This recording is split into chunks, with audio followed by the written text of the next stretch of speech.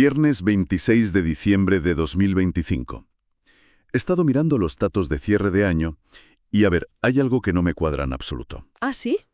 ¿Qué es lo que te chirría? Pues mira, por un lado tienes a Wall Street descorchando el champán como si no hubiera un mañana, con los índices por las nubes, pero por otro, lees los informes de confianza del consumidor y es para echarse a llorar. Ya, Parece que hablamos de dos planetas distintos. es que a veces lo son. Hoy vamos a sumergirnos precisamente en esa aparente esquizofrenia. Queremos entender qué está pasando en la economía y los mercados de Estados Unidos en esta recta final del año. Ajá. ¿Por qué tanta euforia en los mercados mientras la gente de la calle parece cada vez más preocupada? Para guiarnos en este lío tenemos el último análisis macroeconómico de Sergio Nozal, de Shark Capital. Así que, a ver si podemos resolver este misterio. Vamos a intentarlo. Empecemos por la fiesta. Las cifras son, a primera vista, espectaculares. El S&P 500, el Nasdaq, el Dow Jones, vamos, todos coqueteando con máximos históricos. ¿Qué está alimentando este optimismo tan desbordante? Pues es una combinación muy potente de dos factores. Un cóctel casi perfecto para los inversores. ¿Cuáles son? El primero es la fuerza bruta de la economía. El dato del tercer trimestre mostró un crecimiento del 4,3% en Estados Unidos. Y ojo, Es una cifra muy alta. altísima. Un 4,3% no es un crecimiento cualquiera, es una cifra potentísima, de esas que no se suelen ver fuera de una recuperación justo después de una gran recesión. Señala una economía que a pesar de todo tiene una resiliencia tremenda. Vale. Pero un buen dato del pasado no suele ser suficiente para justificar máximos históricos. Los mercados siempre miran hacia adelante, ¿no? Exacto, y ahí es donde entra el segundo ingrediente, que es el verdadero motor de todo esto, la expectativa. La esperanza. La esperanza, sí. Existe un consenso casi absoluto en el mercado de que la Reserva Federal no solo ha terminado de subir los tipos de interés, sino que va a empezar a bajarlos en 2026. Claro. Los mercados no invierten en el presente, invierten en el futuro que descuentan. Y ahora mismo están descontando un futuro con dinero más barato, lo que hace que las acciones sean mucho más atractivas. O sea, una economía fuerte hoy y la promesa de gasolina monetaria mañana. Precisamente. Pero hay que añadir un matiz importante a estas cifras récord que mencionas. A ver. Estamos en la última semana del año. Muchos operadores están de vacaciones, el volumen de negociación es bajísimo. Entiendo. Esto significa que cualquier movimiento, tanto al alza como a la baja, tiende a magnificarse. Es como gritar en una habitación vacía. El eco es mucho mayor, así que hay que tomar esta euforia con cierta cautela. No es artificial, pero sí puede estar un poco, exagerada por el contexto. Entendido. Y dentro de esa subida, el informe señala un protagonista absoluto. La tecnología. Otra vez. Otra vez. Hemos oído la historia de la inteligencia artificial todo el año. ¿Qué ha pasado en estas últimas semanas para que siga tirando del carro con tanta fuerza? Lo que ha pasado es que la narrativa ha pasado de ser una promesa a ser una realidad tangible en las cuentas de resultados. Ah, ¿vale? Las grandes empresas tecnológicas no solo están hablando de IA, están presentando productos, firmando contratos millonarios y mostrando cómo esta tecnología ya está mejorando su eficiencia y creando nuevas líneas de negocio. Ya no es humo. Ya no es solo humo. Exacto. El mercado ve esto y extrapola un crecimiento exponencial para los próximos años. Sigue siendo la historia más convincente en Wall Street y mientras los beneficios acompañen, pues seguirá siéndolo. Y este optimismo sobre el futuro, sobre esos tipos de interés más bajos, se ve en otros sitios además de en la bolsa. Absolutamente. Y la señal más clara está en el mercado de bonos. Ajá.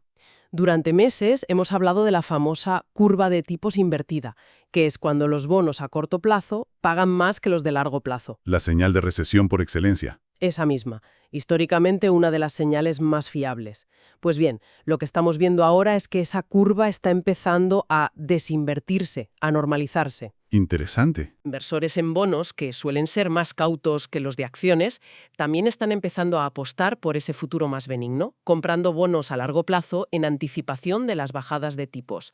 Es como si dos jurados distintos, el de la renta variable y el de la renta fija, estuvieran llegando al mismo veredicto. Vale, creo que el caso a favor del optimismo está muy claro. Datos macro fuertes, la Fed a punto de girar y una revolución tecnológica en marcha. Pero ahora vamos a la otra cara de la moneda, que es la que me tiene realmente intrigado. ¿La del consumidor? La del consumidor. El informe es tajante. La confianza ha caído a su nivel más bajo desde abril. Si la economía va tan bien, ¿por qué la gente se siente tan mal? Aquí es donde la cosa se pone fascinante, porque no es una contradicción, es un desfase temporal. Un desfase. Sí. Wall Street está invirtiendo en el año 2026, mientras que el consumidor está pagando las facturas de diciembre de 2025. Son dos marcos temporales completamente diferentes. Claro. El inversor mira el gráfico de la inflación y ve una tendencia a la baja, celebra que el pico ya pasó. El consumidor va al supermercado y ve que el carro de la compra le cuesta un 30% más que hace 2 años. Uf. La velocidad de la subida de precios se ha moderado, pero el nivel de precios no ha bajado. Y eso es lo que duele en el día a día. Un momento, déjame que te presione un poco aquí. Entiendo la preocupación por los precios, es real. Pero, ¿no podría ser que el consumidor esté siendo demasiado pesimista? ¿En qué sentido? Los datos objetivos dicen que el desempleo está en mínimos históricos. Los salarios han subido de forma significativa, para mucha gente por encima de la inflación reciente. Hay más gente trabajando y ganando más dinero que nunca. Quizás el sentimiento va simplemente por detrás de la realidad económica. Es una pregunta excelente, y es el nudo gordiano de todo el debate. Tienes toda la razón. Los datos agregados son buenos. El problema es doble. A ver. Primero, la psicología humana. Recordamos mucho más el dolor de una subida de precios que la alegría de una subida de sueldo. El shock de ver la gasolina o los alimentos por las nubes deja una cicatriz que tarda en curar, aunque tu nómina haya mejorado. ¿Y el segundo problema? El segundo es que las medias esconden realidades muy distintas. Sí, el salario medio ha subido, pero quizás la subida se ha concentrado en ciertos sectores, mientras que otros se han quedado atrás. Y la inflación en bienes esenciales, como la vivienda, el seguro médico o la comida, ha sido especialmente dura y afecta a todo el mundo por igual. O sea que el titular de "la economía va bien" no se traduce necesariamente en "a mí me va bien". Exacto. Y a eso hay que sumarle la incertidumbre. El consumidor no solo mira su bolsillo hoy, también mira el horizonte. ¿Y no le gusta lo que ve? Pues ve tensiones comerciales continuas, la amenaza de nuevos aranceles que podrían encarecer muchos productos y una situación geopolítica global muy inestable. Esa incertidumbre genera ansiedad y frena las grandes decisiones de gasto. Claro, no te compras un coche. Justo. El inversor puede permitirse ignorar el ruido a corto plazo y apostar por un futuro a 2 años vista. El ciudadano medio vive en ese ruido, es su realidad. Me parece que esa idea del desfase temporal es la clave. Wall Street vive en el futuro y la gente de la calle vive en un presente muy pegajoso. Y esa tensión, como dices, tiene que resolverse. Supongo que esto nos lleva directamente al tablero de juego para el inicio de 2026. Precisamente. Y esta dualidad que hemos descrito es la que crea un campo de minas para el arranque del año, con riesgos muy claros, pero también con algunas oportunidades si sabes dónde mirar. Venga, pues vamos al grano. Empecemos por los riesgos. El principal peligro, el elefante en la habitación, es que esa desconfianza, que de momento es un sentimiento, se traduzca en una caída del consumo real. ¿Que la gente deje de gastar? Por miedo, por necesidad, empieza a gastar menos de forma significativa. Ahí la cosa cambia. Si se pospone la compra del coche, la reforma de la cocina o las vacaciones, el efecto dominó es inmediato. Y el consumo es clave en Estados Unidos. Es casi el 70% de su PIB.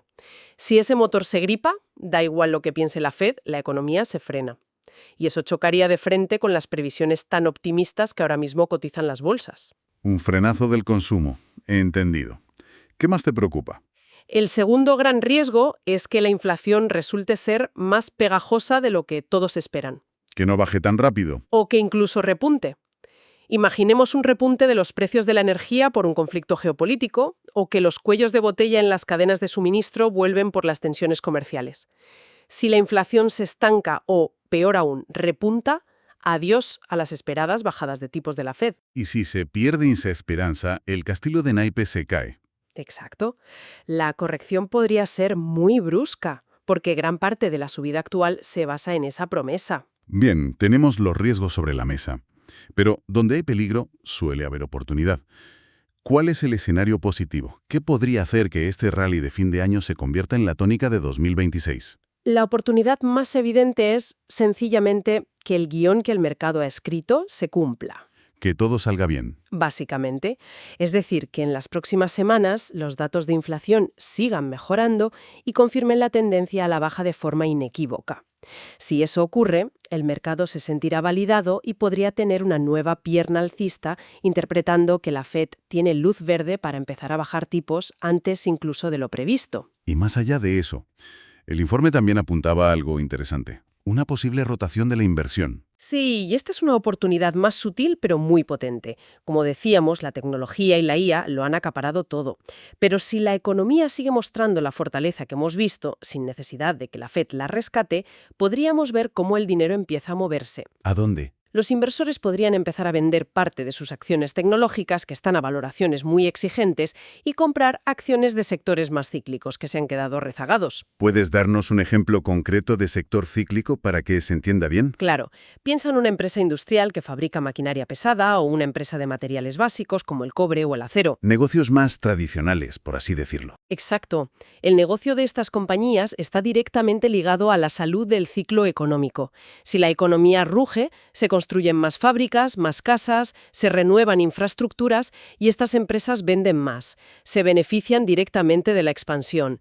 Si el mercado empieza a creer que vamos hacia un crecimiento económico sólido, estos son los sectores que podrían tomar el relevo. De acuerdo. Entonces el panorama para 2026 es una lucha de fuerzas.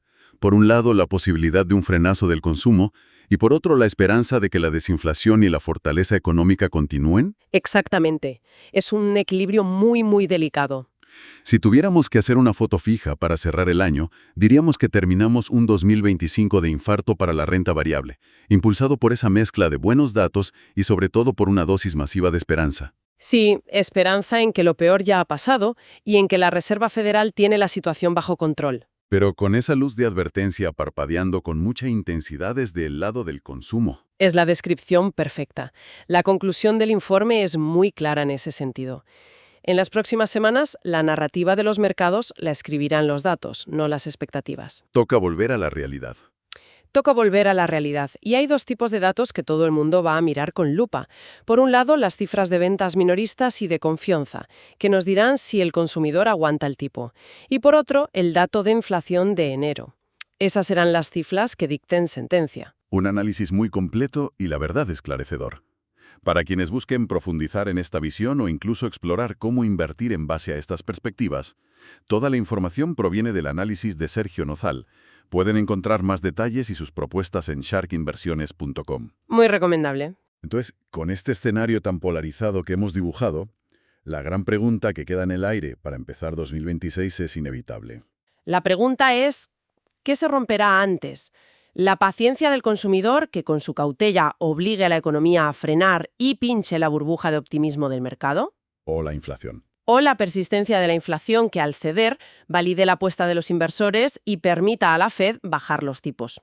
Lo que estamos presenciando no es tanto una contradicción, sino una carrera contrarreloj entre el presente del consumidor y el futuro del inversor. Y la resolución de esa carrera será probablemente la gran historia que defina la primera mitad del nuevo año.